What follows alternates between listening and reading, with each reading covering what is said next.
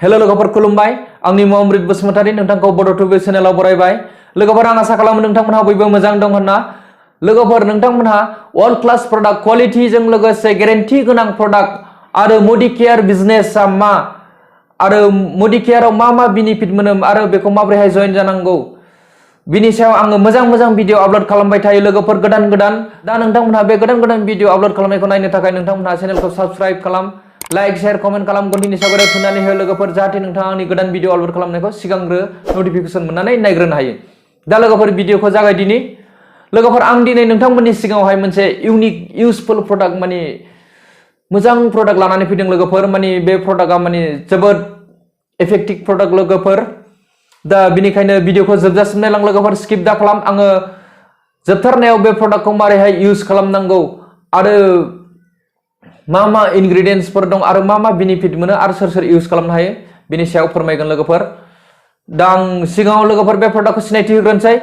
दा बे प्रडाक्टआनो जाहैबाय लोगोफोर मडिकेयारनि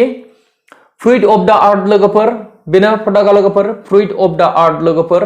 बेयो जोबोद मोजां प्रडाक्ट लोगोफोर माने जेसेबांखिनि सुबुङा बे प्रडाक्टखौ इउज खालामदों बे बिथांमोनहा माने बयबो माने प्लास रिजाल्ट मोजां रिजाल्ट मोनदों लोगोफोर बिनिखायनो आं बे प्रडाक्टखौ नोंथांमोननि सिगाङाव शेयार खालामनो सानदों लोगोफोर दा बे प्रडाक्टखौ लोगोफोर जाय बिथांमोननि स्किनावहाय मोखाङावहाय माने पिम्पल एकने ब्लेमिसेस दङ बे बिथांमोनहा बे प्रडाक्टखौ इउज खालामनो हागोन आरो गैयाब्लाबो इउज खालामनो हागोन मानो होननानै बुङोब्ला नोंथांनि स्किना अरायबो ग्लो बा गोजों यां थाबाय थागोन लोगोफोर बिनिखायनो दा नोंथांमोनहा बे प्रडाक्टखौ इउज खालामनो हागोन बेवहाय निम मोनो लोगोफोर निमनि सायाव नोंथांमोनहा एसेब्लाबो मिथिखागौ जानांगौ दा लोगोफोर निमा मा खामानि होयो होननानै बुङोब्ला लोगोफोर नोंथांनि स्किनावहाय माने निमा लोगोफोर एन्टिसेप्टिक एन्टिबेक्टेरियेल एन्टिफांगल बेनिफ्राय माने रैखा खालामो लोगोफोर बेखौ प्रटेक्ट खालामो लोगोफोर आरो निमा लोगोफोर एकने ड्राइ स्किन जानायखौ माने निमा प्रटेक्ट खालामो लोगोफोर माने नोंथांनि मोखांखौ बेफोरनिफ्राय रैखा खालामनानै मोजां खालामो लोगोफोर आरो बेवहाय दंबावो लोगोफोर रसमेरिया मा होननानै बुङोब्ला रसमेरिया मा खालामो होननानै बुङोब्ला लोगोफोर रसमेरिया नोंथांनि अइल सिक्रेशनखौ मोखांनि अइल सिक्रेशनखौ माने बेलेन्स लाखियो माने लोगोफोर गेजेराव लाखियो आरोखि मोजाङै माने बियो माने नोंथांनि अइल सिक्रेशन मा खम जादोंबा बेखौ माने बियो माने मिडियामाव लाबोयो लोगोफोर नर्मेलाव लाबोयो अइलिद्रायबो जाया माने ड्राइबो जाद्रायनाय नङा माने नोंथांनि स्किना अरायबो मोजां ग्लोइं माने गोजों बे रोखोमनि माने मिडियामावहाय माने नोंथांनि स्किनखौ अरायबो लाखियो बे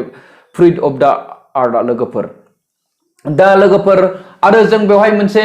माने इनग्रेडियेन्ट मोनबावो लोगोफोर बेनो जाबाय लोगोफोर ब्राह्मिया लोगोफोर गावनो गाव माने आयुर्वेदिकनि मुङावहाय माने मोनसे मुंदांखा प्रडाक्ट लोगोफोर मुंदांखा इनग्रेडियेन्ट माने फेमास लोगोफोर ब्राह्मिया मोनसे आयुर्वेदिकनि मुङाव दा लोगोफोर ब्राह्मिया नोंथांनि स्किनाव जे पिम्पल्सफोर जाखांनानै बा एकने जाखांनानै दाग थालाङो जे लोगोफोर जोंनि मोखाङावहाय माने गोसोम दाग थालाङो दा बेनि सेल्सफोरखौ माने ब्राह्मिया माने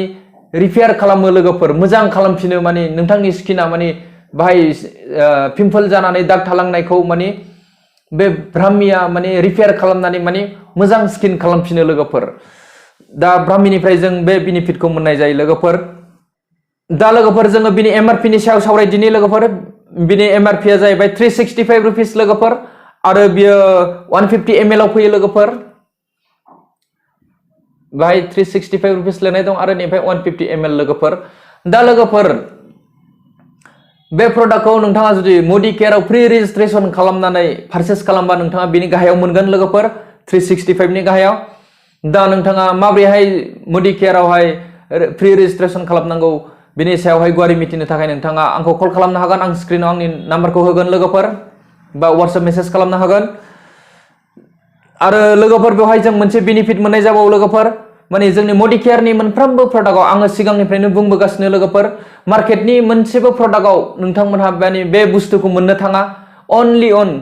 मडिकेयारनि प्रडाक्टआवल' लोगोफोर नोंथांमोनहा बे बेनिफिटखौ मोनगोन बेनो जाबाय लोगोफोर सेटिसफेक्सन गेरेन्टि लोगोफोर 100% समीर सारनि लोगोफोर बाहाय समीर मडि सारनि सिगनेचार दं बिनि गोजौआवहाय नैबे लिरनाय दं लोगोफोर I personally guarantee full refund of your money if you are not 100% satisfied with the quality of the product बेवहाय लिरनाय दं लोगोफोर जुदि प्रडाक्टआ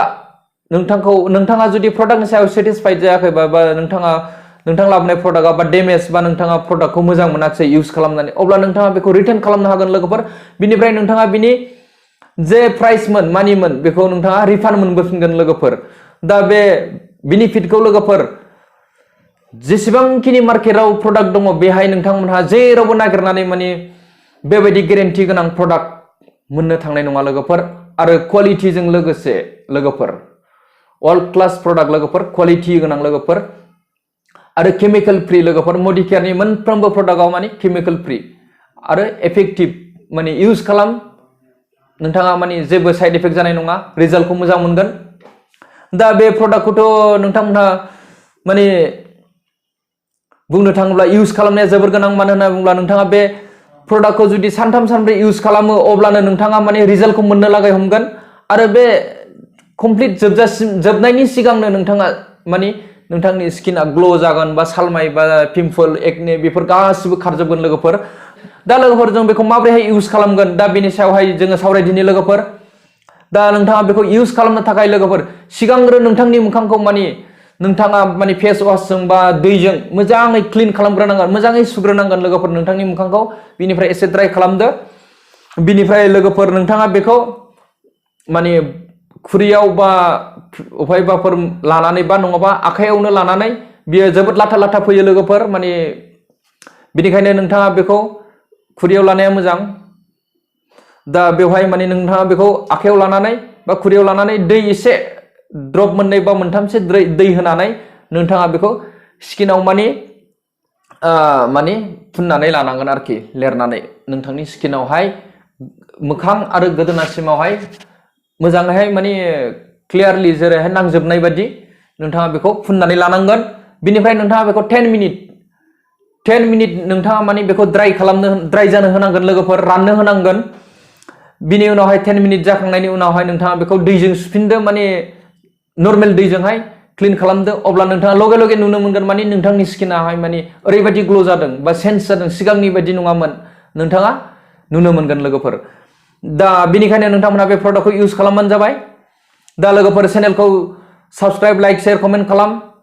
कमेन्ट खालामनाया जोबोर गोनां लोगोफोर नोंथांमोनहा कमेन्टखौ खालामा कमेन्ट खालामबा आं मिथिनो मोनो माने नोंथांमोनहा माबायदि प्रडाक्टनि सायाव भिडिअ लुगैदों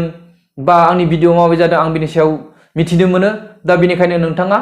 नोंथांमोनहा कमेन्ट खालाम आरो चेनेलखौ साबस्क्राइब खालाम घन्टिनि सावगारियाव थुनानै हो जाहाथे नोंथाङा सिगांग्रो नटिफिकेसन मोननानै आंनि भिडिअखौ नायग्रोनो हायो दा लोगोफोर भिडिअआ गोलाव जाबाय दा दिनै बेखिनियानो बाय लोगोफोर टेक केयार